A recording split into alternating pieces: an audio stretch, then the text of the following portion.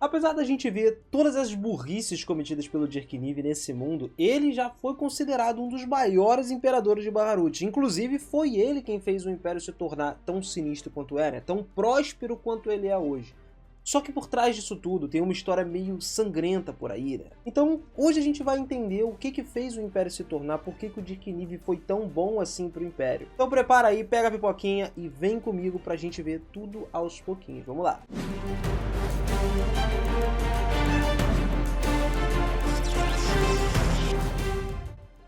Fala, seus otakus, beleza? Eu sou o Miras e sejam muito bem-vindos a mais um vídeo aqui no canal. Para começo de conversa, é legal a gente entender que o Dyrkniv ainda é um cara jovem. Ele assumiu esse trono aí muito cedo, cara. Sendo um adolescente, mais ou menos, mais especificamente.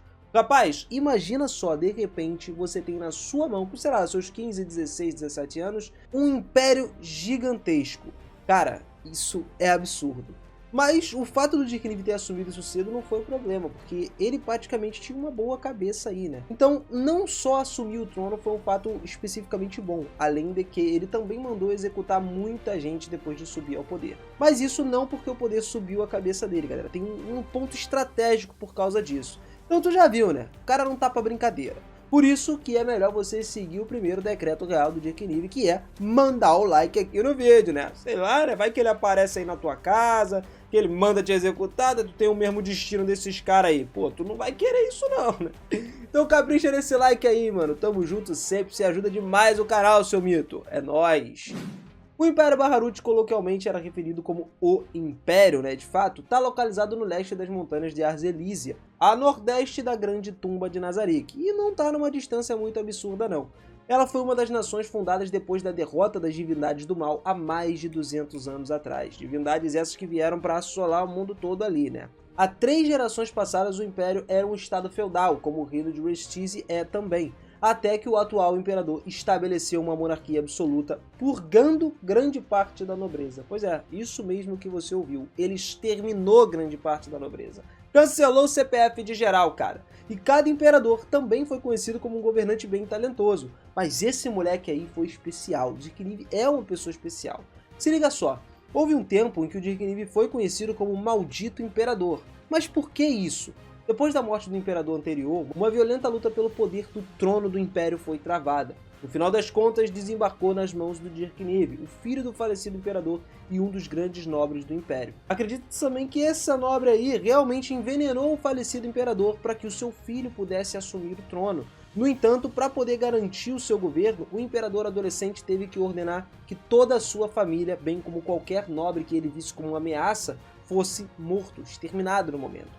O expurgo foi executado com tanta habilidade que o poder nacional do Império mal foi afetado por causa disso. Embora essa violência excessiva tenha dado ao novo governador o epíteto de Imperador Sangrento, depois do expurgo inicial, o Imperador revogou o status dos nobres que ele via como incompetentes e também os substituiu por quem ele considerasse capaz, né? Quem ele tinha mais confiança, efetivamente dando aos plebeus finalmente a chance de subir no seu status. Por outro lado, aqueles que se mostraram leais foram culpados, embora mantidos em uma coleira meio curta aí, né? Sempre em vigilância.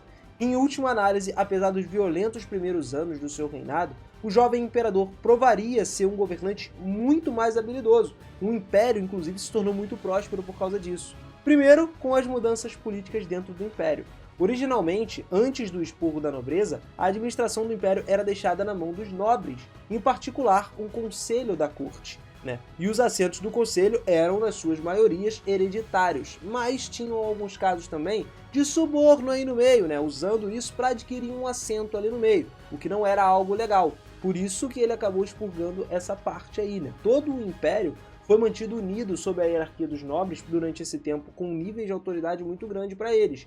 Parentes do imperador seriam duques, ou abaixo deles estariam os marqueses, condes, viscondes e finalmente os barões. Um conde fronteiriço era equivalente a um marquês no Império. Era um posto muito mais alto do que os nobres não relacionados de sangue poderiam alcançar, excluindo o casamento, obviamente, porque se você casar, dá para você subir de posto aí também.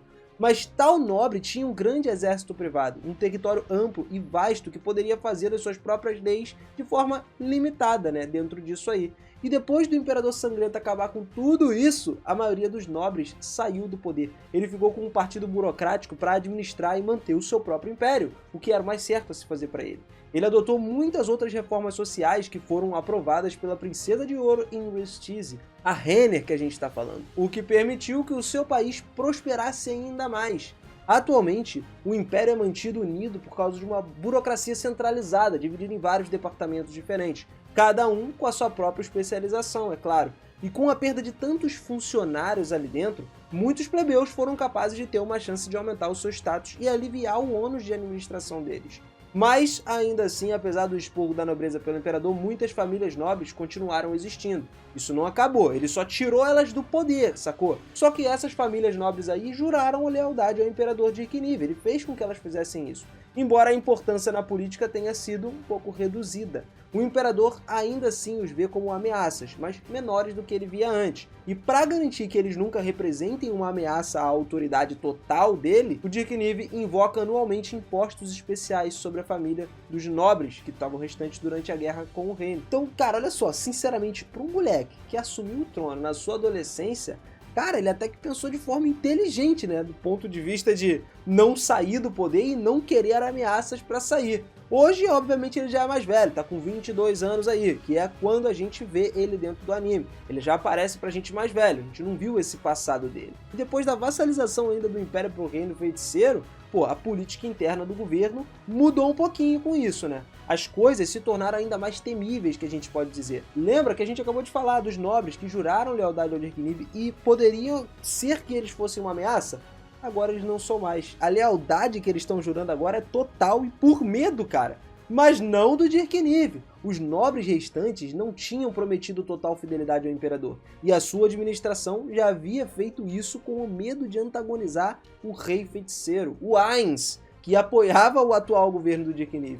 Isso, por sua vez, levou a administração interna e o governo da nação a se tornarem mais suaves, menos desgastantes para o imperador e para sua própria burocracia, a ponto inclusive de agora ele poder relaxar com mais frequência, né? Ficar mais de boa. E graças ao imenso poder do seu estado soberano, o império também começou a experimentar um momento de paz, de maior segurança nacional, devido agora ele ser protegido pelo Reino Feiticeiro, que é a maior potência que tem nesse mundo. Pô, o cara simplesmente, ó, agiu com a cabeça, cara. Não tem como a gente dizer que ele é burro, né? Por mais que a gente falou, né? Aquelas cagadas que ele fez aí com o Ainz e tal, ele não é burro. O Dirkniv é inteligente. Só que às vezes o tiro sai pela culatra, né?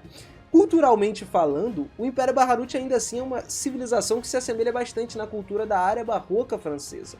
Os cidadãos impérios têm um padrão de vida, um padrão mais alto quando comparados com outras nações humanas, né? E graças às inúmeras reformas feitas pelo imperador, eles conquistaram isso. Existe também uma meritocracia limitada lá, que permite assim que os plebeus avancem na escala social, e isso através do mérito, não da sua herança. Além disso, o Império também tem uma reforma escravista que concede direitos aos escravos, mas apenas aos seres humanos, e não aos semi-humanos. Isso aí eu já acho meio errado, né? Porque os caras têm meio que um preconceito com os semi-humanos lá nesse mundo. No entanto, a gente tem uma exceção aí com os anões, que são isentos de perder seus direitos civis, porque eles se devem de uma aliança econômica, que eles defendem entre as duas nações.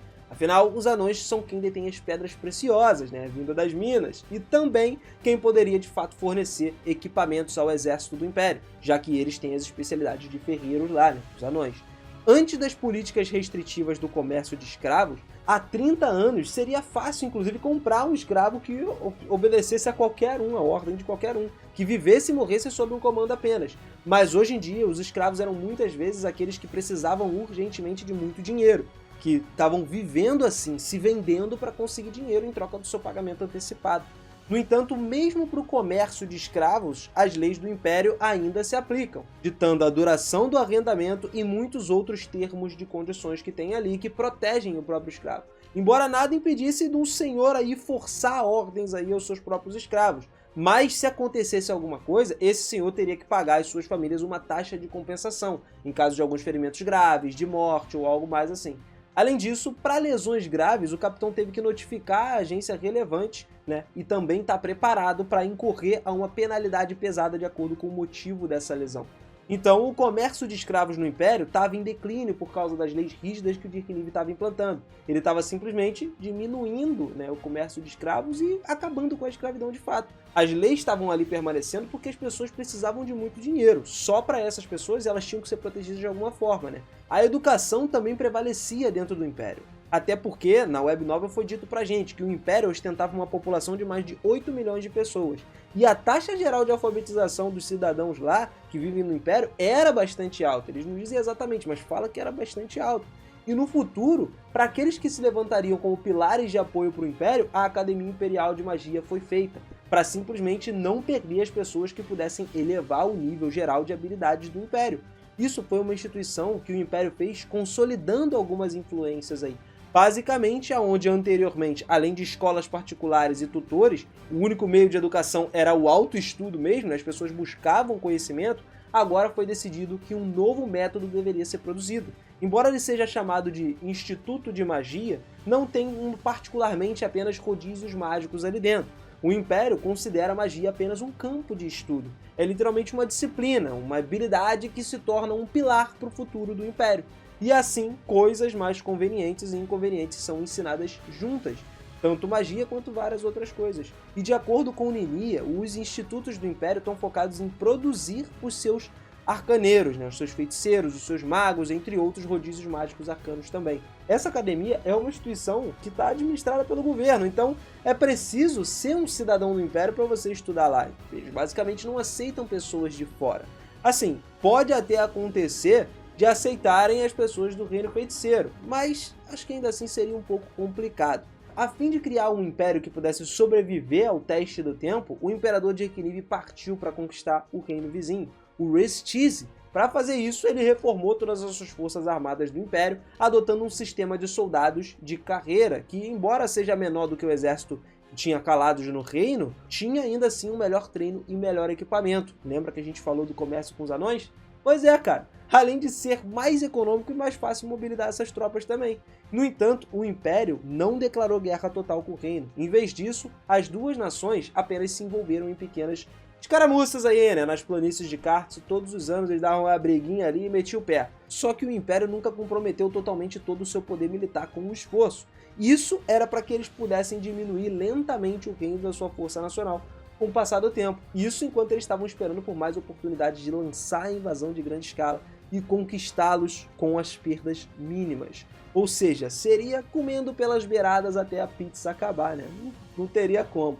Alguns dos nobres do reino estavam até secretamente ligados ao Império, vazando algumas informações de Restize para o Império para poder eles conseguirem, né? E dar aquela puxadinha ali, entrando um pouquinho mais na pizza para poder engolir o Império inteiro. E para isso eles precisavam de uma força militar. E as forças militares se concentravam nos cavaleiros do Império de Baharut, que são referidos pelo povo comum como parte do exército permanente. Basicamente, o Império tinha uma forte força armada e era conhecido como um exército imperial total. O Ministério da Magia, como sua especialidade em magia, não poupou despesas no patrocínio desses caras aí, e simplesmente passava tudo dos imperadores para fornecer a mais recente tecnologia de magia para o poder do Império, cara. Então, pô, top de linha, né? Os caras do Império estavam lá em cima, para quem não sabia. E os soldados imperiais são treinados ainda profissionalmente, possuem o mais recente equipamento mágico fornecido pelo Ministério de Magia. Pô, não tem como. Os ativos militares do Império também incluíam os guardas pessoais sob a jurisdição direta do próprio imperador. Guardas aéreos, que são aqueles que estão montados em animais voadores, cavalarias voadoras, e até mesmo fazendo rodízios mágicos de alto nível usando magia de voo. A Guarda Aérea Real estava no ramo de guerra aéreo do Exército Imperial. A Guarda Real da Terra eram cavaleiros de elite que estavam sob o comando direto do Imperador. A Guarda Real dos Cavaleiros era especialmente escolhida para proteger o Palácio Imperial. Os 4 Cavaleiros Imperiais eram os 4 cavaleiros mais bravos selecionados a dedo que atuavam como guarda-costas pessoais do Imperador. Apesar deles serem meio cagões aí quando eles vão encontrar com Ais, né? Há 8 ordens de Cavaleiros do Império são os cavaleiros também encarregados de fazer o policiamento ali do Império, né? Só que depois que o Império se tornou um estado vassalo, as forças armadas da nação estavam sendo meio que reconstituídas sobre um domínio do reino feiticeiro, particularmente o primeiro-ministro daquele país, Albedo, que instituiu ao Dirk-Niv a complementar sua mão de obra militar do Império, né, com o exército de mortos-vivos do Reino Feiticeiro. Então isso foi um armão com açúcar para ele. O Dick Nivell optou até por dissolver 2 das 8 ordens do Cavaleiro, porque ele planejava deixar alguns dos Cavaleiros se aposentarem mais cedo. Pô, não ia precisar mais dessa galera, já que todo mundo ali estava mentalmente exausto por causa do massacre que ocorreu nas planícies de Cart Plain. O Ainz chegou lá e, né, matou todo mundo. No final das contas, eles acabaram não fazendo nada, mas psicologicamente os caras nunca viram um massacre tão grande como o que aconteceu ali. Assim, foi relatado que o Reino Feiticeiro emprestou ao Império um enorme exército de mortos-vivos, embora esses mortos-vivos aí nunca fossem considerados um trunfo do Império. Confiar nos soldados de uma potência estrangeira era um problema pro Dick Nivell. Pô, o cara não confiou nem na própria família. Então, para proteger o Império ainda assim, ele transformou isso numa perspectiva arrepiante, especialmente para proteger o próprio Imperador, né? Isso não teria como. Assim, as forças mortas-vivas em si nunca foram vistas na capital imperial, embora algumas tenham sido mantidas na reserva, lá, escondidas, caso aconteça alguma coisa. Agora, o Dick Nivell ainda fez mais do que isso aí, galera. Isso foi só o comecinho, tá?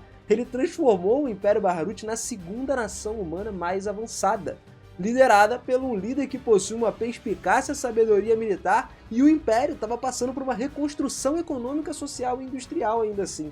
Foi considerada a inveja de várias outras nações. Bom, isso pelo menos até o massacre de Cart Plain, né? Que agora aparentemente que ele se aliou à nação dos mortos-vivos aí, dos não-humanos, isso gerou um pouquinho de ódio e desconfiança dos países vizinhos. Mas ainda existem alguns que estão à disposição do Império, como por exemplo, dispostos a negociar a teocracia tá. E também o Reino dos Dragões. O Reino dos Dragões presta sempre homenagens ao Império em troca de ajuda militar na guerra contra o país dos Homens-Besta, que aconteceu lá no mundo. O Império parece sim manter a sua parte do trato, já que o Reino do Dragão é um amortecedor necessário entre ele e as planícies dos Homens-Besta. Apesar do seu relacionamento mutuamente benéfico aí dos dois, né, eles sempre se ajudam, o Dick Nivell ainda tem um probleminha, uma certa antipatia pessoal com a Rainha Dragão, a Draudilon. Isso eu não sei porquê, né? A gente sabe que essa rainha é a bisneta do dragão mais poderoso do mundo. Acho que ele só não entra numa treta ali mesmo porque os dois se ajudam e justamente por causa disso, né? Vai que, né, o dragão chega lá e acaba com ele. Fora também da participação do Ainz nesse meio de tudo aí, né? Já que o Imperador acabou se tornando o estado vassalo aí do Ainz, e mais pra frente as coisas podem mudar. Eu sempre lembro pra vocês, galera, que ainda tem muita água pra rolar, cara. Ainda tem alguns volumes pra acontecer. E qualquer coisa pode acontecer com o Império. Eu tenho certeza que nesses novos volumes a gente vai ter muito mais aparição do Imperador do Dick Nivell aí nesse meio. E a gente vai, inclusive, ver bastante ele nessa 4ª temporada também. Porque rolam uns fatores aí de traição e tal. Isso aí eu não vou dar spoiler pra vocês verem. É lógico que eu vou estar sempre aqui acompanhando com vocês, trazendo tudo, trazendo sempre mais conteúdo para vocês.